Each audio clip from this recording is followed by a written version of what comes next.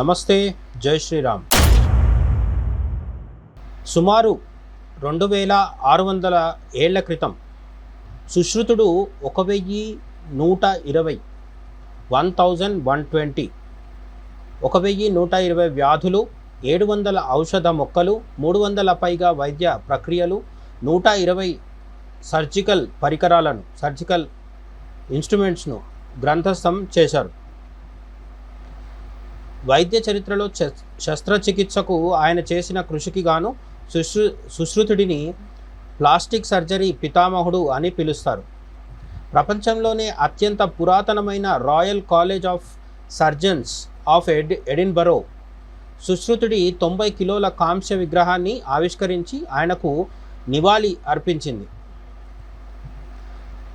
ఎడిన్బరోకు ముందే ఆస్ట్రేలియాలోని royal Australian college of surgeons కూడా సుశ్రుతుడి విగ్రహాన్ని ప్రతిష్ఠించి గౌరవించింది.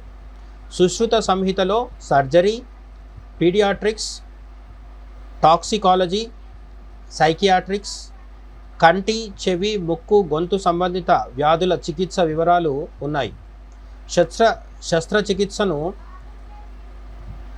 ఎక్సైషన్, ఇన్సైషన్, పంక్చరింగ్, ఎక్స్ట్రాక్షన్, డ్రైనేజ్, సూచరింగ్ వంటి 8 విభాగాలుగా ఆయన వర్గీకరించారు. డయాబెటిస్, ఊబకాయం, గుండె సంబంధిత సమస్యలను సుశ్రుతుడు ఆ కాలంలోనే గుర్తించి జీవనశైలి మార్పులు, వ్యాయామం సూచించారు. కాలిన గాయాలు, హీట్ స్ట్రోక్ వంటి వేడి సంబంధిత గాయాలను సుశ్రుతుడు ఒక పద్ధతి ప్రకారం గ్రంథస్థం చేశారు. ప్రాచీన భారతదేశంలోనే శిక్షణ అలాగే ఆచరణాత్మక అనుభవంతో కూడిన క్రమబద్ధమైన వైద్య విద్యా విధానం ఉందని ఈ గ్రంథం నిరూపిస్తుంది. ఐఐటి రూర్కీ, ఐఐటి మండి వంటి సంస్థలు ఇండియన్ నాలెడ్జ్ సిస్టమ్స్ IKS పై ఆధునిక పరిశోధనలు చేస్తున్నాయి. ఐఐటి రూర్కీ పరిశోధకులు చికెన్ గున్యా చికిత్సలో ఆవు ఆధారిత ఫార్ములా వినియోగంపై అధ్యయనం చేశారు. భారతీయ సంగీత వాయిద్యాల ప్రభావం మానసిక ఆరోగ్యం, ఏకాగ్రతపై ఎలా ఉంటుందో ఐఐటి నుండి శాస్త్రవేత్తలు పరిశోధించి మంచి ఫలితాలను రాబట్టారు. ఐఐటి మండి డైరెక్టర్ లక్ష్మీధర్ బెహ్రా మాట్లాడుతూ పాశ్చాత్య కోణంలో కాకుండా స్వదేశీ విజ్ఞానాన్ని అర్థం చేసుకుంటే ఆధునిక సమస్యలకు పరిష్కారాలు దొరుకుతాయని చెప్పారు. హిపోక్రటిస్, గాలెన్ వంటి పాశ్చాత్య వైద్యుల కంటే సుమారు 1000 నుంచి 2000 ఏళ్ల ముందే సుశ్రుతుడు ఈ శస్త్రచికిత్సలు చేశారని చరిత్రకారులు పేర్కొన్నారు. సుశ్రుతుడి విగ్రహాల ఆవిష్కరణ ద్వారా ఆయన కృషి భారత సరిహద్దులు దాటి ప్రపంచవ్యాప్త గుర్తింపు పొందుతోందని స్పష్టమవుతోంది.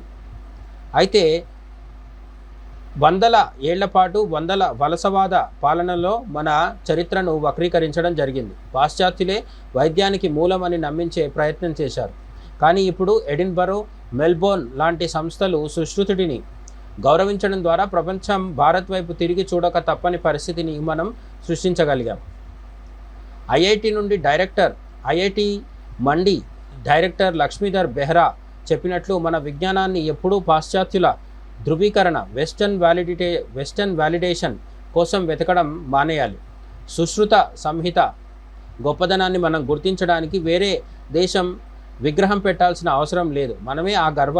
మనమే సగర్వంగా మన పాఠ్యపుస్తకాల్లో ఆ విషయాన్ని చాటుకోవాలి. ఐఐటీలు ఆవు ఉత్పత్తులపై, భారతీయ సంగీతంపై పరిశోధనలు చేయడం అభినందనీయం. ఆయుర్వేదం, సనాతన శాస్త్రాలు మూఢనమ్మకాలు కాదని, అవి అద్భుతమైన విజ్ఞానమని నేటి తరం శాస్త్రవేత్తలు నిరూపిస్తున్నారు. మనం విజ్ఞానాన్ని గౌరవించే సంస్కృతికి చెందిన వాళ్ళం. పాశ్చాత్యులు సర్జరీ నేర్చుకోవడానికి సుశ్రుతుడి వైపు చూడాల్సిందే. మన పూర్వీకులు అందించిన ఈ జ్ఞాన సంపదను మనమే కాపాడుకొని ఆధునిక సైన్స్తో కలిపి ప్రపంచానికి దిశానిర్దేశనం చేయాలి. సుశ్రుతుడి విగ్రహం కేవలం కాంస్య విగ్రహం కాదు, అది మన విశ్వగురువు స్థాయిని ప్రపంచానికి చాటి చెప్పే ఒక ధ్వజస్తంభం లాంటి సగర్వ సమున్నతమైన చిహ్నం. సుశ్రుతుడి గురించి మీరు గతంలో విన్నారా? ఆయన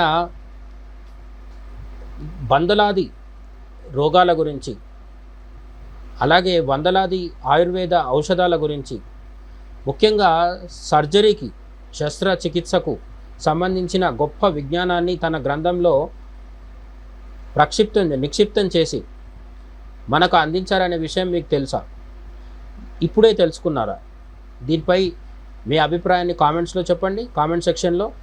మరో వీడియోలో మళ్ళీ కలుద్దాం. తప్పకుండా ఛానల్ని సబ్స్క్రైబ్ చేయండి. జై హింద్.